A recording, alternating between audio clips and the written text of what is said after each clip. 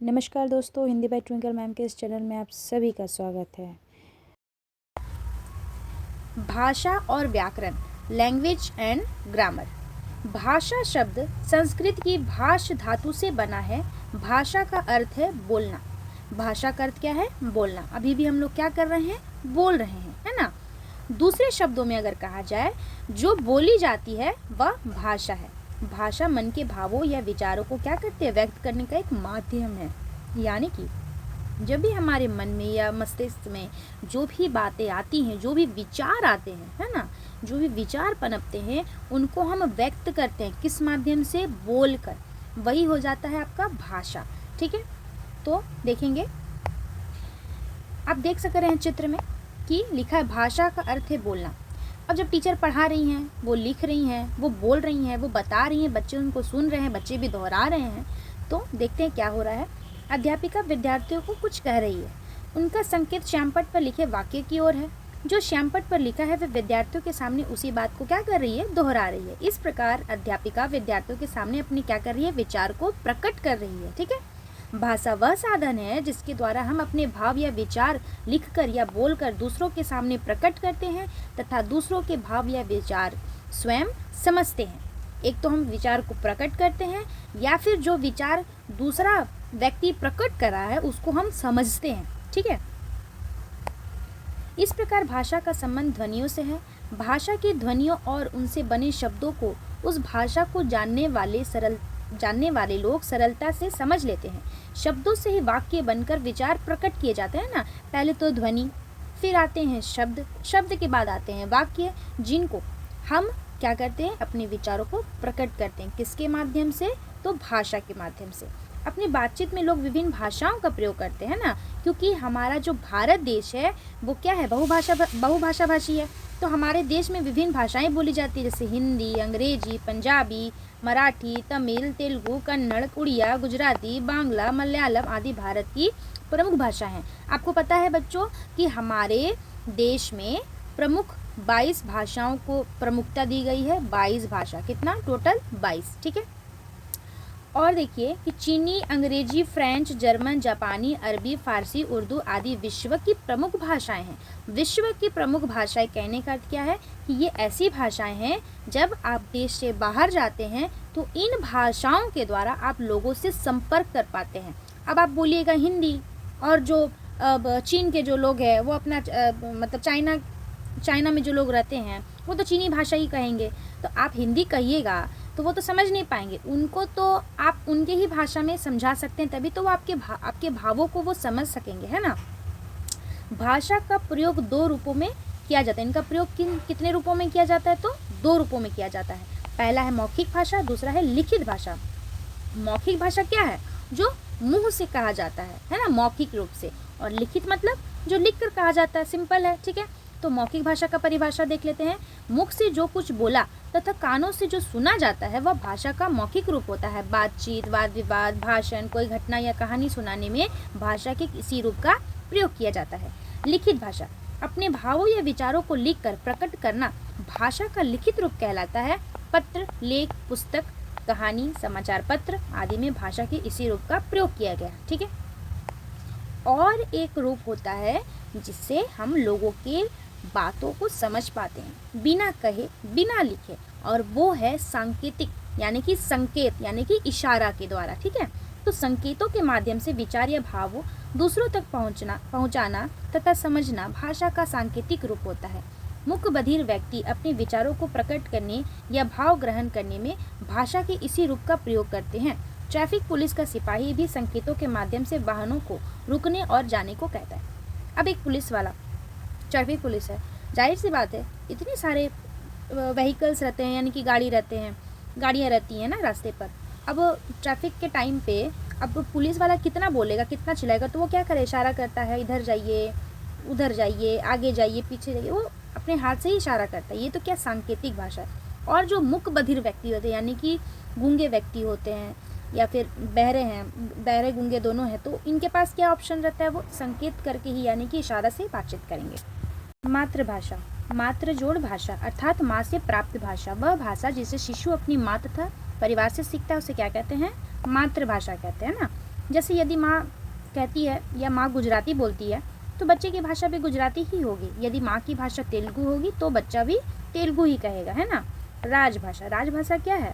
वह भाषा जो देश के सरकारी कामकाज में प्रयोग की जाती है ना, उसे क्या कहते हैं? राजभाषा कहते हैं। भारत की राजभाषा क्या है? हिंदी है। भारतीय संविधान द्वारा 14 सितंबर 1949 को हिंदी को भारत की राजभाषा के रूप में स्वीकार किया गया था। प्रतिवर्ष 14 सितंबर का इन हिंदी दिवस के रूप में मनाया जाता है।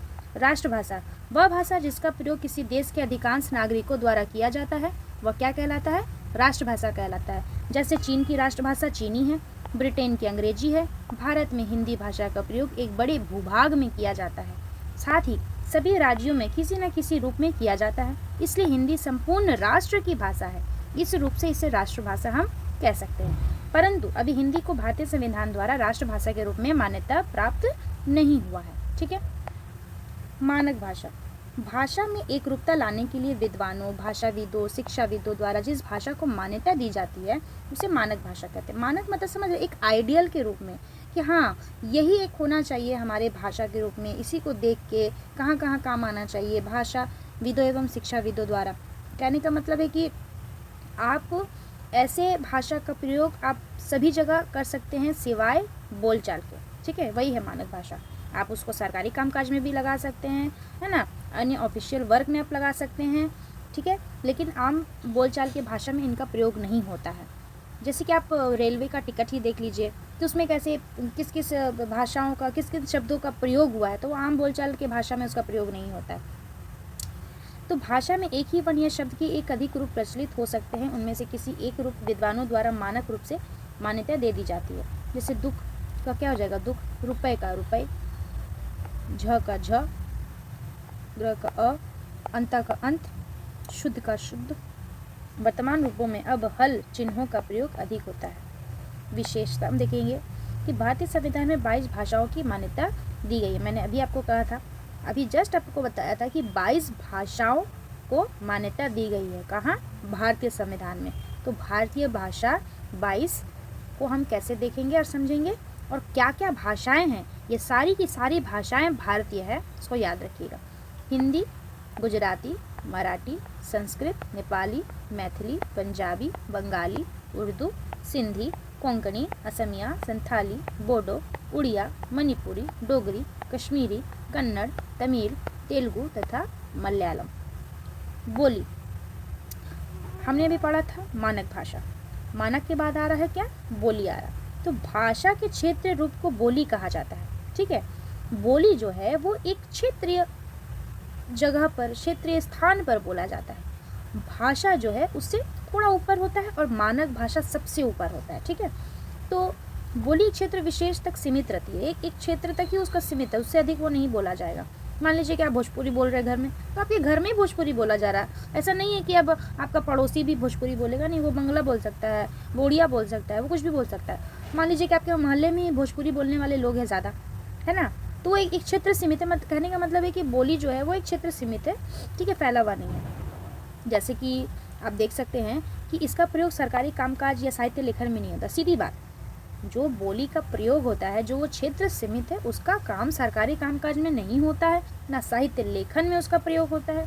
जैसे कि राजस्थानी, मारवाड़ी, भोजपुरी आदि। जब कोई बोली लिखी जाने लगती है तथा उसमें साहित्य की रचना भी होने लगती है, ठीक है, तब उसे भाषा कहते हैं। जब बोली का प्रयोग अधिक हो जाता है, उसमें स्पष्टता होती है ना, तब वो क्या होता है? वो हो जाता है एक स्टेप ऊपर हो जाता है, वो आ जाता है भाषा के रूप में। किसमें? भाषा के रूप में।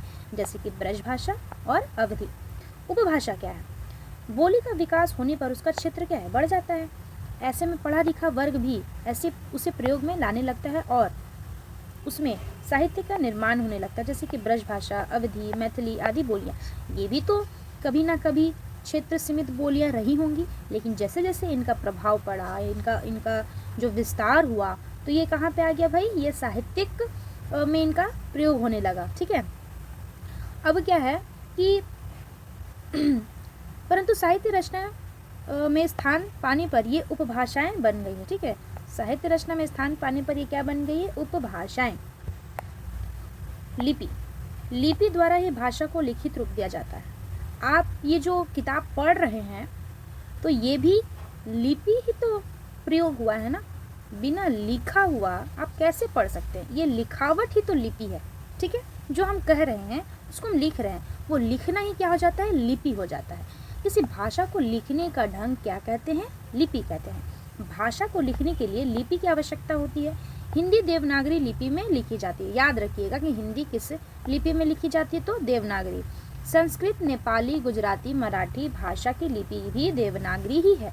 देवनागरी लिपि का विकास ब्राह्मी लिपि से हुआ। किसका हुआ था? देवनागरी लिपि का विकास किससे हुआ? तो ब्राह्मी लिपि से। याद रखिएगा। अंग्रेजी भाषा की लिपि क्या है? रोमन है। अंग्रेजी भाषा की लिपि रोमन है और हिंदी की क्या है? देवनागरी लिपि। याद रखिएगा। अरबी तथा उर्दू की लिपि फारसी है और इस लिपि में दाएं से बाईं ओर लिखा जाता है। पंजाबी भाषा की लिपि गुरुमुखी है, ठीक है। अच्छा ये बताइए कि देवनागरी लिपि कैसे लिखा जाता है? हम लोग किधर से लिखना शुरू करते हैं? बाईं से दाईं ओर, बाईं से दाईं ओर। याद रखिएगा, बाईं से दाईं ओर ऐसे लिखते हैं हम लोग, ठीक है। बोलने या लिखने में भाषा का शुद्ध होना अति आवश्यक है। यदि भाषा अशुद्ध होगी तो उसका ठीक ठीक अर्थ समझना भी कठिन होगा। निम्नलिखित वाक्यों को हम देख सकते हैं, अशुद्ध और शुद्ध। दो लड़के खेल रहा है। दो लड़के हैं भाई, लड़का नहीं है, लड़के हैं। तो दो लड़के खेल रहे हैं। स्कूल की छुट्टी हो गया। स्कूल की छुट्टी हो गई, ठीक है। व्याकरण के नियमों द्वारा रचित वाक्य अशुद्धि से मुक्त होता है। व्याकरण के नियमों से हम किसी भाषा को शुद्ध रूप में बोलना, पढ़ना, लिखना सीखते हैं। यही है व्याकरण का काम और कुछ नहीं है। व्याकरण हमको अगर आप कहिएगा कि रट के सीखना है तो ये पॉसिबल नहीं। ये आपको प्रैक्टिस से ही समझ में आएगा और जब आप प्रैक्टिस करेंगे तो व्याकरण के द्वारा ही आप सही सही बोलेंगे, सही सही लिखेंगे, ठीक है। व्याकरण ही हमें यह सिखाता है कि ध्वनि से वर्ण, वर्ण से शब्द, शब्द से वाक्य किस प्रकार बनते हैं, है ना। पहले तो साउंड, साउंड से फिर वर्ण, है ना, फिर वर्ण से शब्द बनेगा, शब्द से वाक्य बनेगा। शब्द और वाक्य शुद्धि अशुद्धि का पता हमें व्याकरण से ही पता चलता है। व्याकरण वह शास्त्र है जो किसी भाषा को शुद्ध रूप में बोलना, लिखना और पढ़ना सिखाता है।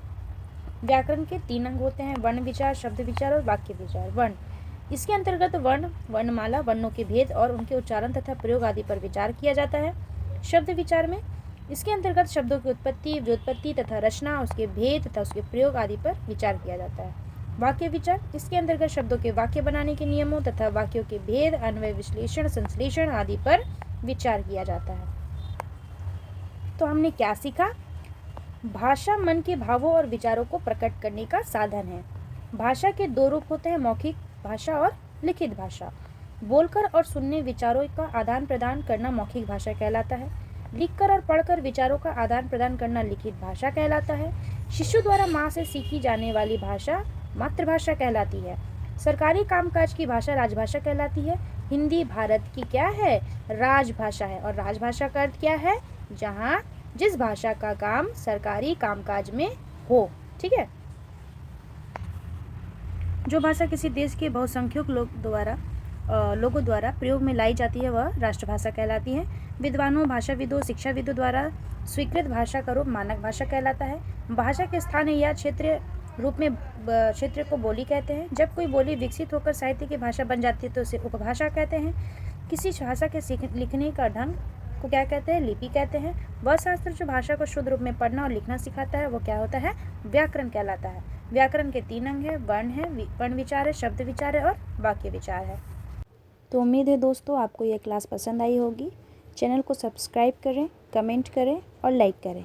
धन्यवाद।